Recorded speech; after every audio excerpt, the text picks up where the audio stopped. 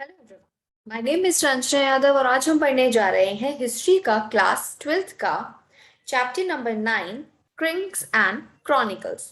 ठीक है, जिसमें हम पढ़ेंगे द मुगल कोर्ट्स के बारे में, जो आपकी 16th से 17th सेंचुरी के बीच का टाइम पीरियड है। और ये आपकी book theme in Indian history part 2 का चैप्टर है। ठीक है, हमने अपने लास्ट सेशंस में the Mughal and their empire के बारे में, उसके बाद द पेंटेड इमेजेस के बारे में, जिसमें हमने the painted images, the production of chronicles, capital and codes, the Akbarnama and the Badshahnama and the ideal kingdom के बारे में पढ़ा था। आज हमारा ये चैप्टर का लास्ट टॉपिक है the imperial house hold, the imperial officials beyond the frontiers and questioning formal religion. ठीक है, तो आज हम अपना ये चैप्टर यहाँ पे फिनिश करेंगे और इससे रिलेटेड जितने भी एमसीक्यूज हैं मैं अपनी लास्ट क्लास में करवा चुकी हूँ। और ये जब टॉपिक खत्म हो जाएगा चैप्टर आज, तो और इसके जो कुछ एक्स्ट्रा क्वेश्चंस हैं वो मैं इसकी नेक्स्ट वीडियो लेक्चर में करा दूँ। ठीक है, सो आपके एग्जाम्स में इंपॉर्टेंट रहेगा, जरूर देखिएगा। स्टार्ट करते हैं चैप्टर। सबसे पहले हम पढ़ते हैं द इंपीरियल हाउस होल्ड के बारे में, कि जो इनका घरेलू रहन सहन था वो कैसा था। ठीक है, आपको इस पिक्चर में दिखाई दे ही रहा होगा कि ये देखिए यहाँ पे शाहजहां मतलब जो भी रूलर है, ठीक है, वो बैठा हुआ है, उसके साथ उसकी रानी है। और यहाँ पे क्या हो रहा है, कुछ जो इनकी कनीजें हैं, ठीक है, दासियां हैं, वो यहाँ पे इनकी सेवा में लगी हुई है। ठीक है, राइट। तो the Mughal term, the term हरम, क्या बोलते हैं, हरम बोलते हैं। हरम is referred for domestic world of the Mughals. ठीक है, तो जो मुगलों की घरेलू जो दुनिया होती थी उसको क्या बोला जाता है, बेसिकली हरम बोला जाता है। और इसमें कौन कौन रहता था, बेसिकली फर्स्टली हम ये जानते हैं कि हरम जो है इसका ओरिजिनेशन कैसे हुआ है। It originated from Persian word हरम मीनिंग अ सैक्रेड प्लेस। इसका मतलब होता था एक धार्मिक स्थल। हरम का मतलब क्या होता था, धार्मिक स्थल। और ये वर्ड कहाँ से ओरिजिनेट हुआ है, पर्शियन से हुआ है।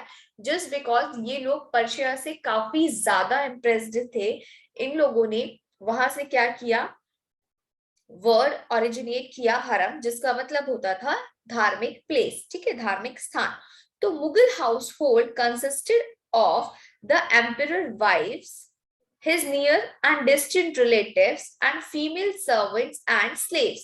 ठीक है, क्या होते थे आपके, फीमेल सर्वेंट एंड स्लेव्स होते थे। यानी कि मुगल घरेलू जो था, ठीक है, जो ये इनकी घरेलू दुनिया थी आपकी, जिसको हरम बोला जाता था, उसके अंदर कौन कौन रहते थे, उसमें आपकी बेसिकली सिर्फ फीमेल्स ही रहती थी। ठीक है, जिसमें उनकी वाइफ्स रहती थी, राजाओं की, एम्परर्स की, उनके रिश्तेदार रहते थे, पास के दूर के सारे। और जितनी भी फीमेल सर्वेंट्स होती थी, जिसको कनीज बोला जाता है, दासी बोला जाता है। ठीक है, तो ये सारे सर्वेंट्स एंड स्लेव्स जो गुलाम थे फीमेल्स, वो सारे के सारे इस हरम में रहते थे। और इस हरम में जो है, मतलब किसी भी जो मेन होता था उसका आना जाना मना है। यहाँ पे सारी की सारी जो भी होते थे, ठीक है, वो कौन होते थे, सारे फीमेल ही होती थी टोटली। ठीक है, so polygamy was practiced especially among the ruling group, among the ruling group। ठीक है, तो ये जो पॉलीगैमी था आपका, पॉलीगैमी माना जाता है, ठीक है, उसमें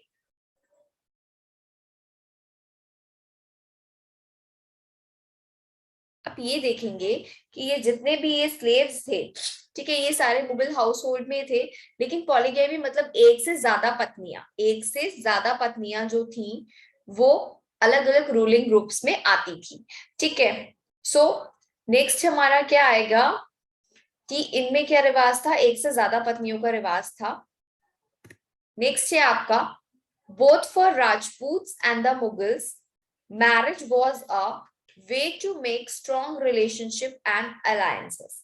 ठीक है, तो सबसे पहले क्या था इसमें कि राजपूतों के साथ मुगलों के अच्छे रिलेशन बनने के लिए एक समझौता किया गया था, जिसमें क्या किया गया, इन्होंने मैरिज प्रपोजल को एक्सेप्ट किया। आप इसमें देख सकते होंगे इमेज में कि यहाँ पे ये मैरिज सस्टेन हो रहा है। ठीक है, और राजपूत मैरिज सबसे पहले किसने की थी, आपकी जोधाबाई और अकबर के बीच में ना, जो कि राजा भारमल की पुत्री थी, ठीक है, तो जो कि आमेर से थे, ठीक है। तो उसके बाद the gift of territory was often given by the gift of a daughter in a marriage.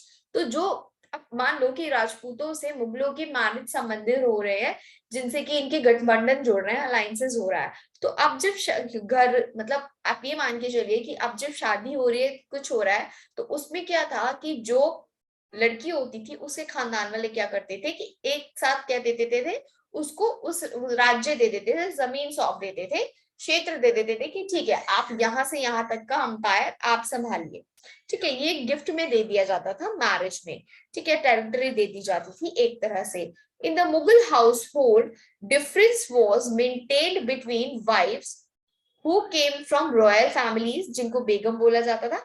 अब मुगल हाउस होल्ड में क्या होता था घरेलू में कि काफी डिफरेंसेस भी थे। ऐसा नहीं है कि आपने एक बहुत बड़ा वो बना दिया कॉम्प्लेक्स टाइप, ठीक है, उसमें क्या है कि फर्स्ट फ्लोर पे दूसरे लोग रह रहे हैं, तीसरे पे दूसरा रह रहा है, तो इसमें क्या थे काफी इनके बीच में घरेलू, मतलब ये जो हाउस होल्ड था इसमें काफी डिफरेंसेस भी थे, क्योंकि इसमें सारी स्त्रियां रहती थी हायर रैंक से लेकर के लोअर रैंक तक, मतलब बेगम से लेकर के एक गुलाम तक उसमें रहता था। तो इससे क्या था काफी डिफरेंस था, ठीक है, हाउस होल्ड में। तो सबसे ज्यादा था, हाँ मतलब सबसे ज्यादा डिफरेंस किसमें था, वाइफ्स में था। वाइफ्स में कैसे कि जो लोग रॉयल फैमिली से बिलोंग करती थी उनको क्या बोला जाता था, वो बेगम कहलाती थी, जो ऑलरेडी शाही घराने से है, ठीक है। और जो अदर वाइफ्स होती थी, ठीक है, जो शाही घराने से नहीं बिलोंग करती थी, उनको क्या बोला जाता था, उनको अगहास बोला जाता था। क्या बोला जाता था, अगहास बोला जाता था। रॉयल फैमिली की वुमेन्स को क्या बोला जाता था, बेगम्स बोला जाता था। और जो अदर वुमेन्स होती थी अदर कम्युनिटी की, ठीक है, जो कि रॉयल से बिलोंग नहीं करती थी, उनको अगहास बोला जाता था, who were not royal families, ठीक है, वो रॉयल फैमिली से बिलोंग नहीं करती थी, अगहास, ठीक है। The Begums married after receiving huge amount huge amount of cash and received a higher status and great attention from their husband than did अगहास। अब जो बेगम्स होते थे उनको क्या होता था, काफी ज्यादा अमाउंट में क्या मिलता था, कैश रिसीव्ड होता था, जिसको मेहर बोलते हैं, ठीक है। तो इनको क्या था कि काफी ह्यूज अमाउंट में एक तो मनी भी मिलती थी, कैश भी मिलता था और हायर स्टेटस भी मिलता था, क्योंकि ये रॉयल फैमिली से बिलोंग करती थी। और इनको राजा का जो है क्या मिलता था, काफी अच्छा अटेंशन मिलता था, जितना अगहास को नहीं मिलता था,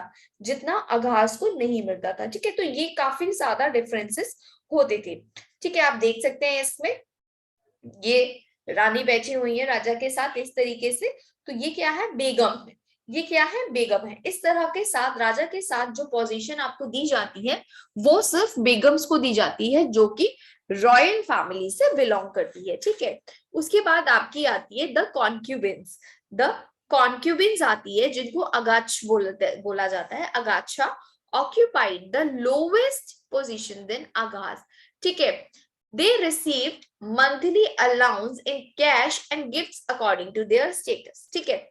तो इनका क्या था कि इनको जो है क्या मिलता था, मंथली अलाउंस मिलता था, महीने का खर्च मिलता था कैश में, और गिफ्ट्स मिलते थे जो कि राजा के द्वारा इनको दिए जाते थे, ठीक है। तो अब इसमें क्या है कि देखो तीन तरह की लेडीज थी हरम में। पहले आ गई बेगम्स, जो क्या थी आपकी, जो आपकी रॉयल फैमिली से बिलोंग करती थी, इनके पास काफी कैश होता था और ये क्या करती थी, इनको काफी ग्रेट अटेंशन मिलता था इनके हस्बैंड से, यानी कि रूलर से। उसके बाद आपकी अगहाज आती थी, जो कि रॉयल फैमिली से बिलोंग नहीं करती थी, ठीक है। उसके बाद आपकी आती थी अगाछा, जिसको कॉन्क्यूबिन्स बोलते हैं। ये सबसे लोएस्ट पोजीशन पे रहती हैं और इनको क्या मिलता है, मंथली अलाउंस मिलता था कैश में, और गिफ्ट्स मिलते थे राजा के द्वारा इनके स्टेटस को देखकर, ठीक है, जैसे कि जो कनीजें होती हैं, ठीक। इसके बाद many mails and females slaves work in the Mughal household, ठीक है। तो बहुत सारे मेल और फीमेल जो गुलाम थे वो मुगल हाउस होल्ड में काम करते थे, ठीक है। The task they perform varied skills, tactics and tactics यानी कि रणनीति, एंड इंटेलिजेंट।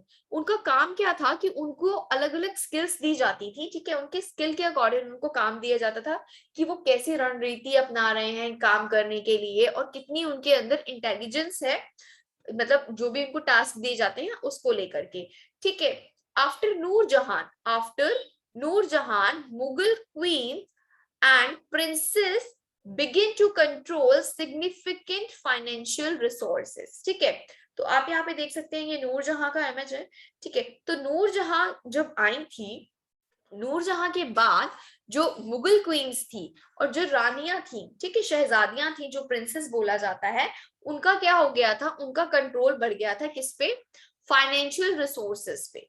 क्या हो गया था, फाइनेंशियल रिसोर्सेज पे, क्योंकि जब नूरजहां थी ना तो उसने क्या किया था, पॉलिटिकल पावर्स में इंटरफेयर करना शुरू कर दिया था। तो इस वजह से उसके बाद से जितनी भी मुगल रानियां थी और शहजादियां थी, उनका क्या हो गया था, कंट्रोल होना शुरू हो गया था फाइनेंशियल रिसोर्सेस के ऊपर, ठीक है। इसके बाद आपका आता है नेक्स्ट, आपकी देखो जैसे कि क्या शहजादी कौन सी थी, शाहजहां की दो डॉटर्स थी, जहां आरा और रोशन आरा, ठीक है। ये क्या करती थी, ये एंजॉय करती थी अपनी एनुअल इनकम्स को, इनको किसी चीज से कोई लेना देना नहीं होता था, भाई शहजादियां हैं तो क्या है, जितना पैसा है लुटाओ, किसी चीज की प्रॉब्लम ही नहीं होती थी, ठीक है। Womens of the Mughal had given rights to build buildings and gardens। तो इनके पास क्या आ गया था, अब तक के मतलब आफ्टर नूरजहां ये लोग कंट्रीब्यूशन करने लग गए थे, सिग्निफिकेंट रोल प्ले करने लग गए थे फाइनेंशियल सोर्सेस में। तो इसके बाद क्या था कि इन्होंने क्या करना शुरू कर दिया, गार्डन्स बनवाने शुरू कर दिए, बिल्डिंग्स बनवाना शुरू कर दिया। तो इन सब चीजों में इन्होंने क्या करना शुरू कर दिया, अपना कंट्रीब्यूशन देना शुरू कर दिया। आप देख सकते हैं यहाँ पे ये जहां आरा का इमेज है, ये क्या है, शाहजहां की डॉटर है जहां आरा, ठीक है। और ये मुगल हाउस होल्ड है, आप देख सकते हैं ये हरम है, हरम में इस तरह का जो भी रहन सहन है, इस तरह से सारा चीजें कल्चर वहां पे होता था, ठीक है। और ये आप देख सकते हैं शाहजहानाबाद, जैसे कि जहां आरा ने पार्टिसिपेट किया था in the project of Shahjahanabad, जो कि दिल्ली है, जिसमें उन्होंने gardens, bazaars of Chandni Chowk, इन सब का क्या किया था, निर्माण कराया था। इस प्रोजेक्ट में उन्होंने पार्ट लिया था, किसने लिया था, जहां आरा ने, ठीक है।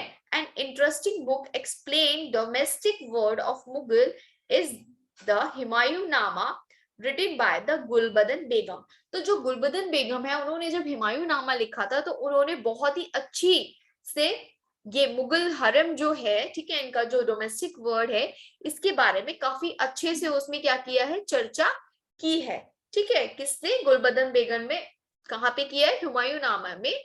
मुगल हाउस होल्ड जो है आपका, ये डोमेस्टिक वर्ड के रूप में काफी अच्छे से, बहुत ही रोचक तरीके से उसने इसमें के बारे में लिखा है, ठीक है। इसके बारे में आप नेक्स्ट देखो, ये देखिए ये कौन है, ये आपकी रोशन आरा है, ठीक है।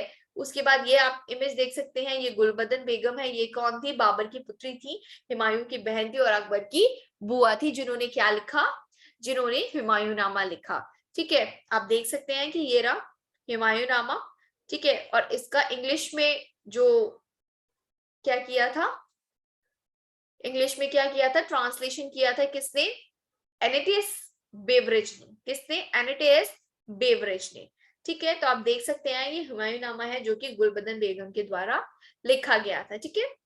इसके बाद आपका नेक्स्ट आता है the imperial officials recruitment and the ranks, ठीक है। अब क्या है, अब मुगल एम्पायर तो आपने देख लिया, उसमें सारी चीजें देख ली, अब इसकी जो ऑफिशियल रिक्रूटमेंट्स है वो कैसे की जाती थी और किस किस रैंक पे जो है इनके जो रिक्रूटर्स होते थे वो इनको क्या क्या रैंक्स प्रदान करते थे, राइट। सो आप देख सकते हैं यहाँ पे ये मुगल का आपका ऑफिशियल है, जहां पे ये सारे के सारे नोबल्स बैठते हैं, ठीक है। जैसे कि one important pillar of Mughal state was it corps of officers, also referred as the nobility, जिसको अभिजात वर्ग बोला जाता है, जिनको काफी प्रिविलेजेस दिए गए हैं, ठीक है। नोबल्स हमेशा से प्रिविलेज ही रहा है, ठीक है। तो देखो मुगल स्टेट का सबसे ज्यादा इंपॉर्टेंट पिलर क्या है, आपकी कॉल्स, आपके अधिकारी, आपकी पुलिस, आपकी सेना, ठीक है। जैसे भारत है, भारत की सबसे ज्यादा पिलर्स क्या है, उनकी सेना है। अगर सेना ही नहीं रहेगी तो हम क्या होंगे, असुरक्षित होंगे, कोई भी कभी भी हम पे हमला कर देगा, ठीक है। तो तो उसी तरह से इंपॉर्टेंट पिलर है मुगल स्टेट का उनका कॉर्प्स, ठीक है, also referred as the nobility, जिसमें कौन आते हैं, आपके नोबल्स आते हैं। आप यहाँ पे देखिए ये सारे के सारे कौन है, ये नोबल्स हैं जो अपनी रैंक के अकॉर्डिंग खड़े होते हैं राजा के सामने, ठीक है। The nobility was recruited from diverse ethnic and religious groups, ठीक है। अब क्या होता था कि जो नोबिलिटी होते थे इनको अलग अलग ग्रुप्स से जो है क्या किया जाता था, रिक्रूट किया जाता था, क्योंकि एक ही ग्रुप के पीपल्स को, एक ही ग्रुप के लोगों को हम आर्मी में रिक्रूट नहीं कर सकते, क्योंकि उसमें क्या हो जाएगा, उसमें ये लोग नेटिजन्स आ जाएगा, नेपोटिज्म आ जाएगा, आपस में भाईचारा भाई भतीजावाद आ जाएगा, ठीक है।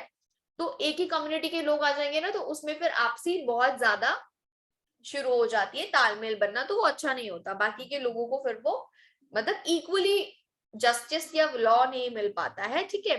तो उसी इक्वली बिहेव नहीं करते वो लोग, तो इसी वजह से अलग अलग ग्रुप्स से, अलग अलग कम्युनिटी से यहाँ पे क्या किए गए थे, नॉबल्स को रिक्रूट किया गया था, ठीक है। This ensured that no groups was large enough to challenge the authority of state, ताकि ऐसा ना हो, ये इसलिए किया जाता था ताकि ऐसा ना हो कि एक ही कम्युनिटी के पीपल अपनी ही सरकार बनानी शुरू कर दे, राइट। कि जैसे एक कम्युनिटी है, मान लो उसमें इसको हमने इनके पूरे उसको ले लिया कुनबे को कि हाँ ये सारे नोबिलिटी है, तो वो क्या करने लग जाएंगे, आपस में मिलकर के विद्रोह करने लग जाएंगे स्टेट में। तो ऐसी पोजीशन ना आए, ऐसा कुछ भी ना हो, इसके चलते वो लोग क्या करते थे, डिफरेंट डिफरेंट ग्रुप्स से नोबिलिटीज को अपॉइंट करते थे। 1560 onwards the Rajputs and the Indian Muslims entered the imperial services, ठीक है। 1560 के बाद राजपूत क्या हुए, राजपूत और जो इंडियन मुस्लिम्स थे वो क्या हो गए, इंपीरियल सर्विसेज में एंटर हुआ उनका औरंगजेब के टाइम में, ठीक है। मोस्टेड क्या था कि राजपूतों की जो एंट्री हुई थी आपके कॉर्प्स में, वो कब हुई थी, आपकी 1560 के बाद से औरंगजेब के टाइम पीरियड पे शुरू हुई थी, ठीक है। इन्होंने ही सबसे ज्यादा राजपूतों को अपने आर्मी में जो है शामिल किया था। तो the first join was a Rajput chief is Raja Bharmal Kachhwaha of Amber to whose daughter Akbar got married, ठीक है। तो ये जो है आर्मी के चीफ बन गए थे, राजपूत चीफ बन गए थे, कौन, राजा भारमल, जो कि किस कौन सी डायनेस्टी के थे, आपके कछवाहा डायनेस्टी के थे, आमेर से संबंधित थे। और इन्होंने क्या किया था, अपनी बेटी का विवाह किससे किया था, अकबर से किया था। आप देख सकते हैं ये राजा भारमल का इमेज है, ठीक है। इसके बाद आता है कि Iranians gained high offices under Jahangir. तो जहांगीर के टाइम पीरियड पे क्या हो गया था कि इरानियंस जो थे उनको क्या मिल गए थे, हाई ऑफिसर्स मिल गए थे, ठीक है, हायर पोजीशंस पे आ गए थे, जस्ट बिकॉज क्योंकि जो नूरजहां थी वो खुद ईरानी थी, तो इसकी वजह से इरानियंस को उन्होंने काफी अपॉइंट किया और काफी हाई ऑफिशियल रैंकिंग दी थी, ठीक है। इसके बाद Aurangzeb appointed Rajputs to high positions, ठीक है। तो राजपूतों को हाई पोजीशंस पे औरंगजेब ने ही क्या किया था, एंटर किया था, अपॉइंट किया था। There are two types of government officers held rank, जिनको क्या बोला जाता है, जाट और सवार, ठीक है। तो दो तरह के जो है गवर्नमेंट ऑफिसर्स होते थे जिनको मनसब बोला जाता है। मनसब में आपके दो टाइप्स के आते हैं, ठीक है। मनसब के अंदर दो टाइप्स की रैंक्स होती है, एक होती है जाट, दूसरी होती है सवार। जाट क्या इंडिकेट करता है, Jat indicates the position of imperial hierarchy and the salary, ठीक है। तो जाट का मतलब होता था कि जितनी जैसी उसकी रैंक है, ये बेसिकली एक नंबर ऑफ काउंटिंग्स होते थे, ठीक है। तो जितनी ज्यादा जात है उसको उसकी हिसाब से उसकी सैलरी दी जाती थी। और सवार का मतलब होता था कि सवार which indicates the number of horseman required, means जितने ज्यादा उसके पास घोड़े और घुड़सवार होंगे उससे उसकी रैंक उससे आएगी, ठीक है। जैसे मान लो आपके पास कितने कितने जात हैं, आपके पास 500 जो है जात है, कितने जात है आपके पास, 500 जात है पूरे, ठीक है। और सवार कितने हैं आपके पास, टोटल 1000 है। कितने सवार है आपके पास, 1000 है। तो इससे क्या हो गया, इससे आपका एक डेजिग्नेशन जो है, औहदा जो है यहाँ पे आ जाता है, आपको एक रैंक मिल जाती है। इसके बाद सपोज दैट मान लो कि आपको दूसरे बंदे के पास, आपके पास 1500 सवार हैं, जात हैं, ठीक है। और इसके पास कितनी सवारी हो गई है, इसके पास हो गई आपकी 3000 सवार हो गए। तो ये को कितने नंबर पे आ जाएगा, ये आपका आ जाएगा फर्स्ट नंबर पे, ठीक है। तो उसी तरह से जात और सवार इंडिकेट क्या करता है, जात सैलरी को दर्शाता है कि इसकी सैलरी कितनी होगी, किस पोजीशन पे है ये, और सवार दिखाता था, इंडिकेट करता था नंबर ऑफ हॉर्समैन कितने हैं इसके पास, ठीक है। दैट इज कॉल्ड मनसब, इन्हीं को क्या बोला जाता है, मनसब बोला जाता है, ठीक है। उसके बाद आपका आता है the noble participate in military campaign and also served as officers. तो जो ये नोबिलिटी होते थे, नोबल्स होते थे, इनको क्या करना था, मिलिट्री कैंपेन में भी ये लोग क्या करते थे, पार्टिसिपेट करते थे, और अपनी मतलब एज अ ऑफिसर्स के टाइप में ये लोग जाते थे वहां पे, अगर जब भी युद्ध होता था या फिर राजा को कभी भी जरूरत होती थी तो, ठीक है। उसके बाद each military commander recruited the cavalry and trained with striking arms, ठीक है। तो ये जितने भी मिलिट्री कैंपेन होते थे, कमांडर्स होते थे, नोबल्स होते थे, ये क्या करते थे, रिक्रूट करते थे कैवलरी, ठीक है, कैवलरी को करते थे, कैवलरी मतलब घुड़सवार सेना, पैदल सेना, ठीक है, जिसको क्या बोला जाता था, मुगलों की क्या बोला जाता था, हार्ट बोला जाता था, हृदय बोला जाता था, जान बोला जाता था, क्योंकि सबसे ज्यादा जब युद्ध होता था तो यही लोग लड़ने जाते थे वहां पे, ठीक है, ज्यादा से ज्यादा। तो इनको क्या करते थे, मिलिट्री कमांडर ट्रेंड करते थे अपने आर्म्स जो उनके होते थे उससे, कि ज्यादा से ज्यादा अच्छी तरीके से इनको क्या किया जा सके, ट्रेनिंग दी जा सके, और जब भी राजा को जरूरत पड़े तो ये मनसबदार क्या होते थे, वहां पे अपनी सेना लेकर पहुंच जाते थे, ये नोबल्स, ठीक है। आप देख सकते हैं यहाँ पे मुगल एडमिनिस्ट्रेशन इस तरह से होता था कि सेंटर में यहाँ पे राजा होता था, उसके अगल बगल सारे नोबल्स होते थे, ठीक है। इस तरह से मुगल शासन में क्या होता था, एडमिनिस्ट्रेशन चलाया जाता था, एडमिनिस्ट्रेशन चलाया जाता था, ओके। इसके बाद आप यहाँ पे राजा टोडरमल को भी देख सकते हैं, ये क्या थे, ये रेवेन्यू मिनिस्टर थे अकबर के टाइम पीरियड पे, ठीक है, ये क्या थे, रेवेन्यू मिनिस्टर थे अकबर के टाइम पीरियड पे। उसके बाद आपका आता है कि the trooper maintain superior horses bye the imperial mark, ठीक है। तो ये जितने भी ट्रूपर्स होते थे, कैंपेन कमांडर्स होते थे, ये लोग क्या करते थे, एक सुपीरियर हॉर्स रखते थे, उसपे क्या करते थे, इंपीरियल मार्क लगाते थे, उसको दाग लगाते थे, ताकि ये पता चले कि ये जो घोड़ा है, ये जो हॉर्सेस है, ये इस मनसब का है, ठीक है। ऐसे ना हो कि हॉर्सेस मिक्स हो जाए, ठीक है। तो एक पहचान के लिए यहाँ पे ये किया जाता था, और आप देख सकते हैं कि इस तरह से ये जो नोबल्स होते थे अपनी सेना को लेकर के युद्ध में जाते थे, इस तरह से ये इनकी पैदल सेना होती थी और पीछे इनके कालवरी घुड़सवार मनसब और जात और सवार होते थे, ठीक है। और ये बीच में हो गया आपका मनसबदार, ये बीच में हो गया आपका मनसबदार, ठीक है। इसके बाद the emperor personally checked in ranks, titles and official posting for all except the lowest rank officers, ठीक है। तो रूलर जो था यहाँ पे खुद से चेक करता था कि रैंक कौन सी है, किसकी टाइटल्स क्या दिए जा रहे हैं, ऑफिशियल पोस्टिंग किनकी की जा रही है, ये सारी चीजें राजा खुद देखता था, सिर्फ किसके, जितने भी लोएस्ट रैंक ऑफिसर होते थे उनके अलावा। लेकिन ऐसा था नहीं, राजा को इतना टाइम नहीं था, क्योंकि वो जो है पूरा, मतलब आप ये सोचो टॉप से लेकर के पूरा ग्राउंड नट्स तक, मतलब जो आपके पंचायत तक का वो पूरा अगर देख रहा है, तो उसके पास इतना वो नहीं होता था कि वो एक एक बंदे को देखेगा, ठीक है। तो there were two important ministers, the Diwane Ala, जिसको दीवाने आला को क्या बोला जाता था, फाइनेंस मिनिस्टर बोला जाता था, ये रिक्रूट कौन करता था, ये पर्सनली करता था आपका एम्परर, ठीक है। और उसके बाद आपका आता है सद्र और सुदूर, जो क्या करता था, ministries of grants and in charge of appointing local जजेस और काजीज। तो जो ये सद्र और सुदूर होता था, ये मिनिस्टर्स होता था, जो क्या करता था, ग्रांट्स करता था अपॉइंटिंग करने में, जो कि लोकल जजेस होते थे या काजीज होते थे, जो क्या करते थे आपके लोकल लेवल पे ये धर्म और ये सारी चीजों का क्या करते थे, देखरेख करते थे, इनकी जिम्मेदारी होती थी, उसको क्या बोला जाता था, सदर सुदूर बोला जाता था। और दीवाने आला पूरा फाइनेंस मिनिस्टर होता था, या अकाउंट्स वगैरह, फाइनेंस वगैरह, ये सारी चीजें चेक करता था, ठीक है। और ये लोग क्या करते थे, बेसिकली अभी तीन तीन मिनिस्ट्रीज हो गए आपके, दीवाने आला, सदर सुदूर और काजीज। तो ये क्या करते थे, जब अलग अलग काम करते थे, ऐसा नहीं था कि हाँ ये इसके काम में टांग अड़ा रहा है, वो उसके काम में टांग अड़ा रहा है, ऐसा नहीं था। सबको अपने अपने अकॉर्डिंग, अपने अपने रैंक के हिसाब से काम मिला हुआ था, तो सब क्या करते थे, अपने अकॉर्डिंग काम करते थे, कोई किसी के उसमें दखल अंदाजी नहीं करता था।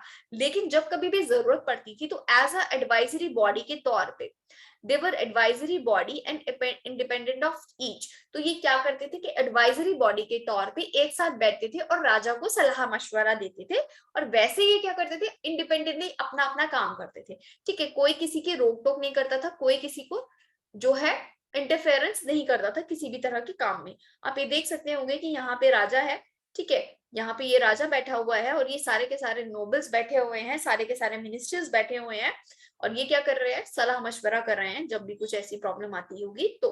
ठीक है, नेक्स्ट आपका आता है इंफॉर्मेशन एंड एम्पायर। ठीक है, तो अब इस मुगल एम्पायर के बारे में इंफॉर्मेशन भी तो दी जाती है ना राजा को, तो वो कैसे दी जाएगी? तो the keeping of exact detailed record was an important for Mughal administration. ठीक है, तो जितनी भी एग्जैक्ट डिटेल है, दिन भर का लेखा जोखा या जो भी काम किया जा रहा है, उसको इम्पोर्टेंट जो रिकॉर्ड है, रिकॉर्ड कीपिंग का काम करना बहुत ही इम्पोर्टेंट एक रिक्रूटमेंट होता था, बहुत ही इम्पोर्टेंट आपका, आप ये कह लो आपकी पोस्ट होती थी। ठीक है, मुगल एडमिनिस्ट्रेशन में। और ये काम कौन करता था? ये काम आपका करता था मीर बख्शी। ये काम कौन करता था? आपका मीर बख्शी। आप देख सकते हैं इमेज में, ये कौन है? मीर बख्शी है। जो क्या करता है मीर बख्शी? पूरे दिन का राजा के काम का लेखा जोखा रखता है। ठीक है, Mir Bakhshi recorded all applications and documents presented to the court. दरबार में जितने भी एप्लीकेशंस और डॉक्यूमेंट्स है, इसका सारा का सारा रिकॉर्ड रखता था और ये फिर दरबार में जाकर के क्या करता था? प्रस्तुत करता था। ठीक है, इन एडिशन एजेंट्स, जिसको वकील बोला जाता है, vakil of nobles and regional rulers recorded the entire proceeding of the court with the date and the time of the court session. ठीक है, तो यानी कि आप ये समझो कि इसके बाद मीर बख्शी तो हो गया, जो कि दरबार में जो है काम करता था, दरबार का सारा लेखा जोखा रखता था, सारे डॉक्यूमेंट्स को एक साथ कलेक्ट करके रखता था। उसके साथ साथ कुछ जो ये नॉबल्स होते थे, ठीक है, नॉबल्स और जितने भी रीजनल रूलर्स होते थे, इनके पास भी अपने क्या होते थे? एजेंट होते थे, वकील होते थे। अपने क्या, जितनी भी एंटायर प्रोसीडिंग होती थी, ठीक है, कोर्ट की, तो वो विद डेट के साथ और टाइम के साथ, जब भी कोर्ट का सेशन होगा, दरबार लगेगा, तो वो सारा का सारा जो लेखा जोखा है, रिपोर्ट जो है आपका, कीपिंग रिकॉर्ड का जो काम है, वो कौन करता था? वो आपके एजेंट्स करते थे, जिनको क्या बोला जाता है? वकील बोला जाता है। जिनको क्या बोला जाता है? वकील बोला जाता है। और मीर बख्शी किससे काम कराता था? आपका वाक्य नवीस से कराता था, वाक्य नवीस से करवाता था। ठीक है, इसके बाद the अखबारात contained all kinds of information. The Akbarat contain all kinds of information such as attendance at the courts, grants of offices and titles etc. ठीक है, तो जो ये अखबारात होती थी, ठीक है, अखबारात के नाम से ये क्या करते थे? ये रिकॉर्ड्स को कीप करते थे, जिसमें क्या इंफॉर्मेशन कीप की जाती थी कि कौन बंदा कोर्ट में, दरबार में कब आ रहा है, कब जा रहा है, उसके क्या ग्रांट्स हैं ऑफिसेज में, ठीक है, उसने क्या काम किया है, क्या ग्रांट्स दिए हैं और क्या टाइटल उसके पास है या नहीं है। ये सारे के सारे जो भी दरबार में काम होता था, ये सारी की सारी किसमें लिखी जाती थी? आपकी अखबारात में लिखी जाती थी। ठीक है, तो ये चीज समझ में आ गई। इसके बाद आपका आता है this information is important for writing the history of Kings and the novels. तो इस तरह का जितना भी आपकी रिकॉर्ड कीपिंग है, इंफॉर्मेशन है, वो लिखना बहुत जरूरी है, ताकि हम क्या कर सके? इतिहास कैसे पता चलेगा? क्रॉनिकल्स इसीलिए तो लिखवाए जाते थे ना, कि ताकि राजा को और उसकी आने वाली पीढ़ियों को पता चल सके कि हाँ, क्या काम हो रहा है, क्या नहीं हो रहा है। और अगर कल को कुछ गड़बड़ होती है, तो हमारे पास हिसाब किताब होगा, तभी तो हम उसका जो भी सॉल्यूशन होगा वो निकाल पाएंगे ना। तो इसी तरह से इसके बाद अगर मान लो अब इतने बड़े एम्पायर को राजा चला रहा है, ठीक है, अब उसको कहीं कोई संदेश भेजना है, ठीक है, कोई संदेश भेजना है कि कहीं कोई युद्ध हो गया है। ठीक है, मान लो अब कोई अकबर बैठा हुआ है आगरा में, ठीक है, दिल्ली में हो गया युद्ध, तो अब दिल्ली से आगरा कैसे बात पहुंचेगी? तो उसके लिए क्या होता था कि news report and official important official documents travelled across the region under Mughal rule by the imperial post. ठीक है, तो उसके लिए क्या होता था कि इंपीरियल पोस्ट भेजी जाती थी। कैसे? हवाई जहाज से थोड़ी भेज देंगे, तो उसके लिए क्या इन्होंने रखे होते? हरकारे रखे होते थे, ठीक है, फुट रनर्स रखे होते थे, जो क्या करते थे? Carried paper rolled up in the bamboo container run all day. ठीक है, आप ये देख सकते हैं कि ये क्या है? ये हरकारा है, ये फुट रनर है। ये क्या करता था? भागते हुए जाता था संदेश लेकर के एक स्थान से दूसरे स्थान तक। ठीक है, इस तरह के वो बैम्बू ले लेता था, ठीक है, इस तरह का डंडा उसके हाथ में होता था, जिसको बैम्बू बोलते हैं, और यहाँ पे ये उसको बांध देता था, जो भी इसका इंपीरियल पोस्ट होता था, ऑफिशियल डॉक्यूमेंट्स होते थे इस टाइप से, ठीक है। तो वो क्या करता था राजा की आज्ञा से, यहाँ से ये इस तरह का अब उसने ड्रेसअप पहना हुआ है तो पता चल रहा है कि हाँ भैया ये आम नागरिक नहीं है। इस तरह की बहुत सारी सर्विसेज राजा प्रोवाइड कराते थे, ठीक है। तो इस तरह की सर्विसेज प्रोवाइड कराई जाती थी, जो कि आपका जो भी मैसेज है, जो भी इंपॉर्टेंट डॉक्यूमेंट है आपका ऑफिशियल, ठीक है, जो भी इंपीरियल पोस्ट है वो एक जगह से दूसरी जगह तक पहुंचाई जा सके, ठीक है। तो ये क्या करते थे, कुछ भी राजा का जो भी संदेश होता था, जो भी डॉक्यूमेंट होते थे, उसको लिया और निकल के भाग गए, ठीक है। निकल कर भागे। अब जैसे मान लो कि उसको दिल्ली आना है, तो ये आगरा से थोड़ी देर बाहर आएगा, बाहर आएगा, उसके बाद ये थोड़ी देर वहां बैठेगा, जैसे ही अपना बॉर्डर क्रॉस करेगा, आगरा से आगे आएगा, दूसरा बंदा वहां पे बैठा होगा, दूसरे बंदे को ये पकड़ाएगा, वो बंदा आगे जाएगा। तो इस तरीके से क्या थी, ये सर्विसेज प्रोवाइड कराई गई थी, एक बंदा दूसरे को ट्रांसफर करता था, दूसरा तीसरे को। तो इस तरह से ही भाग कर, पैदल भाग कर क्या करते थे, संदेश एक स्थान से दूसरे स्थान में पहुंचाते थे, ठीक है। इसके बाद आता है कि beyond the centre provincial administration, ठीक है। तो आपका प्रोविंशियल एडमिनिस्ट्रेशन कैसा था सेंटर का, ये देखते हैं हम।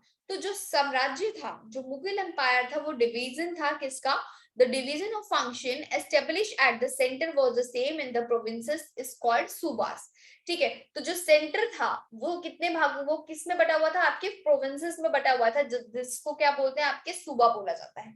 जैसे कि आज आपका जो इंडिया है वो अलग अलग किस में बटा हुआ है, स्टेट्स में बटा हुआ है ना। तो उसी तरह से क्या था, मुगल एम्पायर भी अलग अलग प्रोविंसेस में बटा हुआ था। Here also ministers had their corresponding subordinates. This is called divans. ठीक है। तो इसमें क्या थे कि मिनिस्टर्स बटे हुए थे अलग अलग उसमें, जिसको क्या बोले जाते थे, दीवान बोला जाता था। आप देख सकते हैं यहाँ पे इस तरह के होते थे, ठीक है। The head of provincial administration was governor, जिसको सूबेदार बोला जाता था। आप देख सकते हैं कि ये क्या है, इमेज आपकी सूबेदार की है, इसका ड्रेसअप देखो बिल्कुल राजा महाराजा के तरह का है, और इसमें भी क्या हेलो का चित्र बनाया गया है, भाला लेकर खड़ा हुआ है। ये भी क्या कर रहा है, ये एक एडमिनिस्ट्रेटिव है, गवर्नर है, जैसे आपके दिल्ली के गवर्नर है ना, ठीक है, एलजी, ठीक उसी तरीके के हर स्टेट के गवर्नर होते। तो इसी तरह से यहाँ पे भी मुगल प्रोविंसेस में भी क्या थे, गवर्नर्स थे, ठीक है। They reported directly to the emperor. ये क्या करते थे, ये लोग डायरेक्टली क्या करते थे, एम्परर से कांटेक्ट करते थे। जैसे कि जितने भी स्टेट्स के गवर्नर हैं वो आपके किनसे कांटेक्ट करेंगे, आपके प्राइम मिनिस्टर प्रेसिडेंट से करेंगे ना। तो उसी तरह से यहाँ पे क्या था कि जितने भी ये सूबेदार होते थे, गवर्नर्स होते थे, ये डायरेक्टली रिपोर्ट करते थे एम्परर्स को। ईच सूबा डिवाइडेड इनटू सरकार, ठीक है। तो सूबा जो था वो किस में डिवाइडेड था, सरकार में था। जैसे कि आपका क्या इंडिया स्टेट्स में डिवाइडेड है, अब हर स्टेट अलग अलग किस में डिवाइडेड है, अपने अलग अलग रिलीजन में, जिलों में, इन सब में डिवाइडेड है ना। तो उसी तरह से मुगल एम्पायर में भी क्या था कि पहले क्या थे ये लोग, पहले प्रोविंसेस में डिवाइडेड थे, जिसको सूबा बोला जाता था, जिसमें कौन, दीवान जो थे वहां पे वो उनकी पूरी देखरेख करते थे, मिनिस्टर्स होते थे। हेड कौन होता था इनका एडमिनिस्ट्रेटिव का, गवर्नर होते थे, जिनको सूबेदार बोला जाता था। और फिर जो ये सूबेदार होते थे, सूबे किस में डिवाइडेड थे, आपकी सरकार में डिवाइडेड थे, ठीक है। आप ये देख सकते हैं यहाँ पे इस तरह का ये पूरा सूबेदारी सिस्टम होता था। नेक्स्ट आपका आता है कि the local administration was looked after at the level of the Pargana and अ सब डिस्ट्रिक्ट बाय 3 ऑफिसर्स, ठीक है। तो जो लोकल एडमिनिस्ट्रेटिव होते थे वो कितने लेवल पे थे, आपके जिनको परगना बोला जाता था। जैसे आपका परगने से आप ऐसा समझो कि आपका यूपी है, यूपी कई जिलों में बटा हुआ है, कई जिलों में भी क्या है, उसमें डिस्ट्रिक्ट्स आते हैं अलग अलग, अलग अलग डिस्ट्रिक्ट में सब डिस्ट्रिक्ट्स भी आते हैं, जोन्स बटे हुए हैं। तो जैसे ग्राम पंचायत है, जिला पंचायत है, फिर जिला परिषद है, इस तरह से है ना। तो इसमें भी उस टाइम लोकल एडमिनिस्ट्रेशन ऐसे होता था स्मॉल लेवल्स पे, ठीक है, जिसमें 3 ऑफिसर्स होते थे आपके। पहला आपका आता है कानून गो, पहला आपका आता है कानून गो, जो क्या होता था, रेवेन्यू के रिकॉर्ड्स रखता था, कीपर ऑफ रेवेन्यू रिकॉर्ड्स। उसके बाद आपका आता था चौधरी, ये क्या करता था, रेवेन्यू का कलेक्शन करता था। ये क्या करते थे, आपके रेवेन्यू के कलेक्शन करते थे। आप ये देख सकते हो, ये क्या हो गया आपका कानून गो हो गया, ये हो गया आपकी चौधरी, ठीक है। इसके बाद आपके आता है काजी। काजी क्या करता था, एज अ जज की तरह काम करता था, वो एक न्याय पंचायत के रूप में काम करता था कि अगर किसी के कोई भी झगड़े हैं, कोई भी मसले हैं, तो वो सुलझाने का काम कौन करेगा? आपका काजी करेगा। ठीक है, तो each department of administration maintain a large support of staffs of clerk, accountants, auditors and messengers etcetera. ठीक है, तो ये जो आपके कानूनगो है, रेवेन्यू डिपार्टमेंट है, इसके पास अलग से होते थे सारे के सारे। ठीक है, क्लर्क स्टाफ होता था जो इनको सपोर्ट करता था, क्लर्क होते थे, अकाउंट्स होते थे, ऑडिटर्स होते थे, मैसेंजर्स होते थे जो एक जगह से दूसरे जगह आपको जो है संदेश पहुंचाते थे। ठीक है, तो Mughal historians showed the empire and his court as controlling the entire administrative and the village level। तो ये जितने भी मुगल हिस्टोरियंस थे, इन्होंने क्या शो किया कि जो मुगल एम्पायर था वो काफी क्या था? स्ट्रॉन्ग था। ठीक है, तो जो राजा था वो क्या करता था? पूरे एडमिनिस्ट्रेटिव पावर को और पूरे विलेज को क्या करता था? कंट्रोल करता था। खुद अलग अलग चीजों में उसने बांट रखे थे और वहां से क्या करता था? सेंटर से वो पूरे के पूरे एम्पायर को कंट्रोल करता था, पूरे मुगल कोर्ट को। ठीक है, इसके बाद आपका नेक्स्ट आता है बियॉन्ड द फ्रंटियर्स। ठीक है, अब जब राजा ने इतना बड़ा एम्पायर बढ़ाया, ठीक है, सारी जगह सीज की, तो अब उसकी सीमा तो कुछ है नहीं। ठीक है, तो उसकी कोई सीमा तो है नहीं ना, तो सीमा नहीं है, तो ये दर्शाने के लिए कि मेरी कोई सीमा नहीं है, मैं पूरे विश्व विजेता हूँ, ऐसे टाइटल्स वो लेते थे। तो इससे क्या दर्शाया जाता है? कि मेरे राज्य की कोई सीमा नहीं है, क्योंकि संपूर्ण साम्राज्य मेरा है। ठीक है, राइट। तो writers of Chronicle listed many titles assumed by the Mughal emperors. ठीक है, तो जितने भी राइटर्स थे, इतिहासकार थे, उन्होंने क्या बहुत सारे टाइटल्स लिखे हुए हैं मुगल एम्परर के लिए, अलग अलग, एक ही बंदे को अलग अलग। जैसे कि शहंशाह को क्या बोला जाता है? किंग्स ऑफ किंग, बादशाहों का बादशाह। ठीक है, जहांगीर को बोला जाता है वर्ल्ड सीजर, विश्व विजेता। ठीक है, शाहजहां को बोला जाता है king of the world, means पूरे वर्ल्ड का क्या है? राजा है। ठीक है, पूरे विश्व का राजा है। ठीक है, तो इसी तरह से the writer often use these title and their meaning to repeat the claims of Mughal emperor और territories। ठीक है, तो इस तरह के टाइटल से ये दर्शाया जाता है, जैसे विश्व विजेता, यानी कि पूरा विश्व क्या है? उसी का है। ठीक है, किंग ऑफ द वर्ल्ड, पूरे विश्व का राजा कौन है? शाहजहां है, शाहजहां है। तो इस तरह से टाइटल्स दिए जाते थे, जिनसे की क्या होती थी? उनकी सीमाएं निर्धारित नहीं होती थी कि मेरा जो भैया, जो मेरा पूरा क्षेत्र है, मैं कहां तक का राजा हूं, मैं सिर्फ दिल्ली का राजा हूं, ऐसा नहीं है, मैं पूरे इंडिया का राजा हूं, पूरे वर्ल्ड का राजा हूं। तो इस तरह से ये टाइटल्स दिए जाते थे, जो ये शो करता था। ठीक है, कि इनकी कोई सीमा नहीं है। Next, the Safavids and the कंधार्स।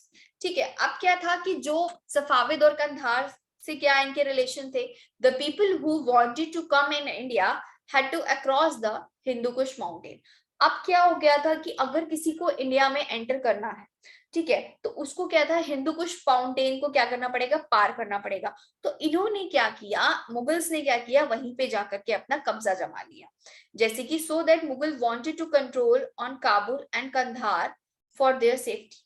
Kandahar और काबुल से क्या करना चाहते थे? ये रक्षा करने के लिए इन्होंने क्या किया? वहीं पे हिंदू कुश पर्वत पे जाकर ही डेरा जमा लिया कि यहाँ से ये एंटर नहीं करेंगे। इसके बाद क्या हो गया कि Kandahar was the main problem of fight between Safavid and the Mughals. तो जो कंधार था वो बेसिकली सफाविद और मुगल्स के बीच में क्या बन रहा था? लड़ाई की जड़ बन रही थी, मुद्दा बन रहा था। क्योंकि सफाविद बोल रहे थे कि कंधार पे क्या है? मेरा कब्जा है, और मुगल बोल रहे थे नहीं जी, कंधार तो हमारा है, क्योंकि हमने इसको सीज किया हुआ है। तो Safavid made diplomatic relation with Mughals, but it continued to get claim to Kandahar. तो ये क्या करते थे? इनके डिप्लोमेटिक संबंध तो थे ही, ठीक है, मुगल्स के साथ, लेकिन ये क्या करते थे? कंधार पे भी क्लेम करते रहते थे कि कंधार क्या है? हमारा।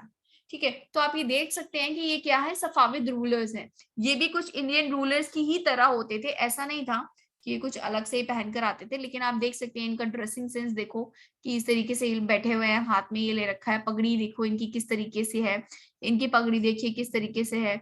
ठीक है, ड्रेसिंग देखिए किस टाइप से है। तो ये क्या है? ये बेसिकली आपके सफाविद रूलर्स हैं। क्या है? सफाविद रूलर्स हैं। ठीक है, इसके बाद अब क्या होता है कि initially Kandahar was under the control of Humayun. अब जब सफाविद बोल रहे थे कि नहीं जी, हम क्लेम कर रहे थे कि सफाविद हमारा है, कंधार हमारा है, तो हुमायूं ने क्या किया, कंधार पे कब्जा कर लिया। ये देख सकते हैं आप, कंधार पे घेरा डाल दिया उसने कि कंधार तो हमारा ही है। ठीक है, तो हुमायूं के कंट्रोल में आ गया। ठीक है, in 1595 it was again conquered by Akbar. तो हुमायूं ने तो कब्जा किया ही था, तभी तो मुगल बोल रहे थे ना कि नहीं जी सफाविद कैसे तुम ले सकते हो, कंधार तो हमारा है। तो फिर क्या हुआ कि जब वो नहीं मान रहे थे तो अकबर ने क्या किया, दोबारा से उस पर घेरा डाल दिया, दोबारा से उसको घेर लिया। इन 1622 पर्शियन आर्मी बिसाइज्ड, मतलब घेर लिया उसने, पर्शियन आर्मी ने 1622 में कंधार को। तो Kandahar and Mughal did not prepare for war. तो क्या हो गया था कि भाई कंधार और मुगल तो प्रिपेयर ही नहीं थे वॉर के लिए, अचानक से इसने वॉर कर दिया, तो अचानक से उसने घेर लिया। तो फिर क्या हुआ कि they had to surrender the fortress and city of Safavid. तो फिर इसी वजह से क्या हो गया, फिर सफाविद को सरेंडर करना पड़ गया। ठीक है, सफाविद को क्या करना पड़ गया, सरेंडर करना पड़ गया। इन लोगों ने क्या कर दिया, फिर सफाविद को दे दिया, सफाविद को दे दिया। Next, the Ottomans pilgrimage and trade. ठीक है, तो अब जब भैया पूरा विश्व इनका विजेता है, पूरे विश्व के राजा हैं ये, तो इनके संबंध सफाविद कंधार तक थोड़ी होंगे, फिर तो आगे आगे ऑटोमन एम्पायर तक भी जाएंगे। तो आप देख सकते हो कि जो जहांगीर था वो ये चाहता था कि हमारे हर टेरिटरी से अच्छे संबंध हो। ठीक है, इसी वजह से merchants and pilgrims were generally go into the Ottoman territories। तो क्या था, जो आपके ये मर्चेंट्स थे, व्यापारी थे, और ये जो तीर्थ यात्री थे वो कहाँ जाते थे, आपके ऑटोमन एम्पायर में जाते थे। ऑटोमन में अरब में, ठीक है, अरब में जाते थे। तो अरब में क्या था, आपका इंपॉर्टेंट पिलग्रिम सेंटर था जिसको मक्का और मदीना बोला जाता है, वहां पे लोकेट था। तो यहाँ पे तीर्थ यात्री यात्रा करने के लिए जाते थे। तो मुगल एम्पायर का कहना था कि जब हमारा यहाँ तक आपका लेन देन है, हमारे व्यापारी वहां आ रहे जा रहे हैं, हमारे तीर्थ यात्री वहां आ रहे हैं, तो आप क्या कीजिए कि उनके लिए अच्छे से रास्ते बनवाएं, उनके लिए सराय बनवाएं, ठीक है, रहने के लिए थोड़ा सा सब कुछ बनाएं ताकि ये लोग विश्राम कर सके। तो ये सारी चीजें उन्होंने उनसे बोली थी। तो the Mughal emperor usually combined religion and commerce by exporting valuable products from Red Sea ports. तो वो क्या करना चाहते थे मुगल एम्परर, इसीलिए कंबाइंड रिलीजन और कॉमर्स, मतलब वो धार्मिक और व्यापार दोनों तरीके से क्या करना चाहते थे, प्रोडक्ट करना चाहते थे रेड सी, लाल सागर, अरब सागर से। ठीक है, तो प्रॉफिट जो भी डिस्ट्रीब्यूट होगा, तो वो लोग क्या वो चाहते थे कि इसका जो भी डिस्ट्रीब्यूट आएगा आपका ट्रेड और पिलग्रिम्स का, ठीक है, रिलीजन और कॉमर्स का, तो इसका क्या जो भी प्रॉफिट आता है, तो वो आप क्या कीजिएगा, आप जितने भी हमारे तीर्थ यात्री हैं उनसे आप पहली बात तो टैक्स मत लेना, दूसरी चीज इनके आप रहने के लिए और इनकी सारी सुख सुविधाओं के लिए आप उसको जो भी प्रॉफिट आता है आप उसको उसमें यूज कीजिए। ठीक है, तो ये आप देख सकते हैं ये एक अरब रूलर है ऑटोमन एम्पायर का। ठीक है, तो इस तरह की जो चीजें थी वहां पे शुरू हुई, मुगल एम्पायर ये चाहता था। नेक्स्ट आपका आता है कि Jesuits at the Mughal court, Jesuit at the Mughal court. ठीक है, तो अब जेसुइट्स आए थे आपके मुगल कोर्ट में, मुगल दरबार में आते हैं। ठीक है, तो Jesuit accounts are the oldest of the Mughal court recorded by the European writer. तो जो जेसुइट का अकाउंट था वो सबसे ज्यादा पुराना था मुगल दरबार में। ठीक है, जो किनके द्वारा लिखा गया था, आपके यूरोपियन राइटर्स के द्वारा। ठीक है, तो the discovery of a direct sea route to India at the end of the 15th century. तो जो ये सबसे पुराना, आप ये सोचो कि सबसे पुराना संबंध है हमारा, सबसे पहले कौन आया था, हमारे पोर्टुगीज ही आए थे। ठीक है, आप मुझे कमेंट में ये मेंशन करके बताना कि सबसे पहला पुर्तगाली कौन था जो इंडिया में आया था। उसके बाद से ये पूरे हमारे जेसुइट्स वाले संबंध शुरू हो गए थे। ठीक है, 15th सेंचुरी में आया था सी रूट से। तो पोर्टुगीज मर्चेंट जो व्यापारी थे वो एस्टेबलाइज करना चाहते थे trading station in the coastal cities, जो हमारा यहाँ पे कोस्टल एरिया है, कोस्टल सिटी है। ठीक है, यहाँ पे वो क्या करना चाहते थे, अपना मर्चेंट जो है ट्रेडिंग सिस्टम वो शुरू करना चाहते थे। तो the Portuguese king was interested in the propagation of Christianity with the help of society of Jesus. ठीक है, तो जो पोर्टुगीज किंग था वो चाहता था यहाँ पे क्रिश्चियनिटी को बढ़ाना। ठीक है, किसकी हेल्प से, जीसस की सोसाइटी से, जेसुइट से, जो कि क्या होते थे आपके फादर्स और ये पादरी वगैरह होते थे इनसे। ठीक है। तो Akbar was curious to know about the Christianity. तो अकबर क्या था, बहुत ही क्यूरियस था किस चीज को लेके, क्रिश्चियनिटी के बारे में जानने के लिए। तो वो क्या था, काफी प्रभावित हुआ था इस जेसुइट से। ठीक है, आप ये देख सकते हैं कि ये जेसुइट ने लिखा था कि the Mughal badshah Jesuit treatise on the emperor Jahangir court and household. ठीक है, तो ये क्या था कि इनके बीच में ट्रीटीज हुई थी आपस में। ठीक है, इसके बाद आपका नेक्स्ट आता है कि ही इनवाइटेड जेसुइट प्रीस्ट इन गोवा।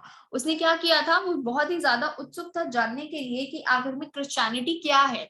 ठीक है, तो इसीलिए उसने क्या किया, प्रीस्ट को गोवा में इनवाइट किया। तो जो प्रीस्ट थे, जेसुइट था, वो रीच किया उसने the reach Mughal court at the Fatehpur Sikri in 1580 and stayed for 2 years। तो वो जो फतेहपुर सीकरी में था, तो वहां पे वो 1580 में आया और उसने कितने वर्षों तक वहां पे रहा, वो बेसिकली आपके 2 सालों तक वो वहीं पे रहा। आप ये देख सकते होंगे कि इस पिक्चर में आपको दिखाई दे रहा होगा कि ये जो पादरी हैं, आपके प्रीस्ट हैं, वो किनसे मिल रहे हैं, अकबर से मिल रहे हैं मुगल कोर्ट में। यहाँ देखिए, ये यहाँ गोवा में है, उसके बाद यहाँ से ये मुगल दरबार में जाते हैं और 2 साल वहीं पे रुकते हैं। ठीक है, तो the Jesuits spoke to Akbar about Christianity and depth on ulemas। तो जो जेसुइट था उसने क्या किया, उसने अकबर से क्रिश्चियनिटी के बारे में बताया और उलेमाओं से उनके धर्म के बारे में क्या किया, डिबेट शुरू कर दी, वाद विवाद शुरू कर दिया। ठीक है, sitting of Jesuit priest were close to the Akbar thrones. ठीक है, तो जो जेसुइट था वो क्या हो गया, उसको अकबर के बिल्कुल क्लोज गद्दी के पास बैठने के लिए एक पोजीशन दे दी, जिससे कि उसका क्या हो गया, एक हाई स्टेटस हो गया, just because Akbar is very curious. ठीक है, बहुत ही ज्यादा उत्सुक था ये जानने के लिए कि हाँ आखिर में क्रिश्चियनिटी क्या है। उसके बाद आता है कि क्वेश्चनिंग फॉर्मल रिलीजन।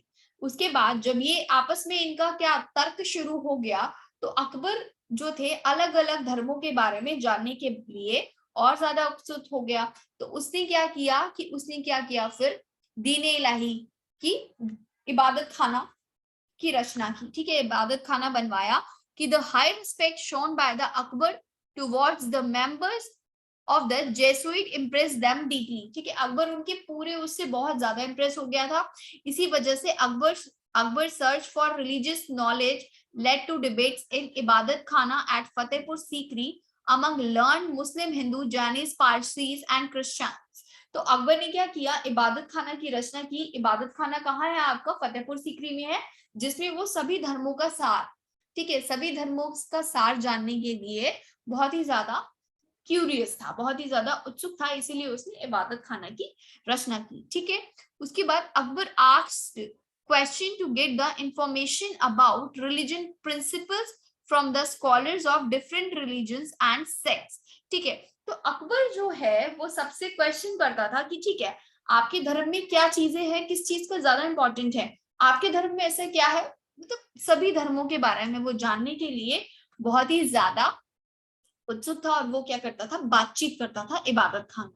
ठीक है, पहले तो ये इस इबादत खाना में सिर्फ स्कॉलर्स होते थे, लेकिन बाद में उसने क्या किया था कि उसने धीरे धीरे सभी के लिए इबादत खाना में क्या खोल दिए, सभी के लिए मतलब दरवाजे खोल दिए। और फिर उसने दीने इलाही की स्थापना की कि जो धर्म है वो सिर्फ एक है, किसी का धर्म इंपॉर्टेंट नहीं है, कोई प्रिंसिपल्स किसी के इंपॉर्टेंट नहीं है, ऊपर नहीं है।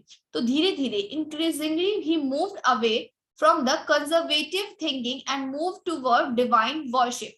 ठीक है, तो वो किससे मूव्ड हो गया, दैवीय जो एक मतलब जिसमें ये दिखाया जाता है कि सिर्फ राजा ही और जो एक ही देवता है वो ही सबसे ज्यादा जो है बहुत ज्यादा ही डिवाइन है उसके अंदर। तो उसने ये जो कंजर्वेटिव थिंकिंग है इससे वो निकल करके किसमें आ गया, दीन इलाही में आ गया वो, जिसमें उसने क्या बोला कि मेरे यहाँ पे जो भी है राज्य का कोई धर्म नहीं है, मेरे लिए सभी धर्म बराबर है और सब लोग मिलजुल कर रहे। इसी तरह की सारी चीजें उसने की। आप देख सकते हैं कि ये है इबादत खाना। ठीक है, इबादत खाना में इस तरह से वाद विवाद होता था, चर्चाएं की जाती थी अलग अलग टेक्स्ट बुक के अलग अलग रिलीजन के ऊपर। और ये फतेहपुर सीकरी में उसने इस तरह की इमारत बनवाई थी। ठीक है, सो आज का आपका ये चैप्टर यहाँ पे खत्म होता है। सो थैंक्स फॉर वॉचिंग, मिलते हैं नेक्स्ट लेक्चर में। जिसमें मैं आपको कुछ इंपॉर्टेंट क्वेश्चंस कराऊंगी। उसके बाद ये चैप्टर आपका फिनिश हो जाएगा और फिर नेक्स्ट चैप्टर हम स्टार्ट करेंगे। Okay, thank you so much.